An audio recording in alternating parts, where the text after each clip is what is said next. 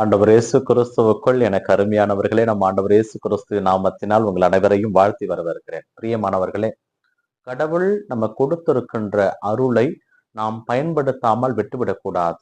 அதை பயன்படுத்துகின்ற மக்களாக வாழ முயற்சி செய்வோம். கிறிஸ்து இயேசுவில் மிகவும் பிரியமானவர்களே, பொது காலத்தினுடைய 11வது வாரத்திலே நாம் இன்று இருக்கிறோம். இன்றைய வார்த்தை பகிர்வு நிகழ்வு வழியாக இறைவன் நம்ம கொடுத்திருக்கின்ற செய்தி, திங்கள் கிழமையான இன்று இறைவனிடமிருந்து நாம் பெற்றுக்கொண்ட அருளை நாம் வீணாக்காமல் இருக்க வேண்டும்.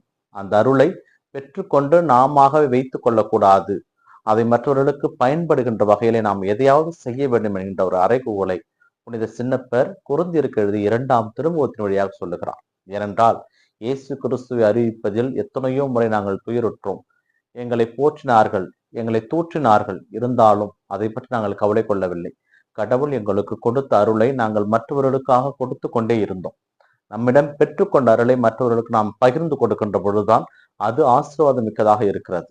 இது ஒரு தங்கத்தை மண்ணுக்குள் புதைத்து வைப்பதற்கு சமமாக இருக்கும். ஏனென்றால் கடவுள் கொடுக்கின்ற அருளை நாம் பெற்றுக்கொண்டதோடு மட்டும் நிறுத்திக் கொள்ளக்கூடாது. அது நல்ல ஒரு இசையாக இருக்கலாம், நல்லது ஒரு பேச்சு திறனாக இருக்கலாம், நல்லதொரு வரைபடம் வரைகின்றவராக இருக்கலாம், கவிதை எழுதுவதாக இருக்கலாம். ஏதோ ஒரு அருள் நமக்கு கிடைத்திருக்கிறது என்றால் அந்த அருளை வைத்து இறைவனை எவ்வாறு புகழ முடியும் என்பதை கண்டுபிடித்து அதற்குண்டான செயலை செய்ய நாம் அழைக்கப்படுகிறோம்.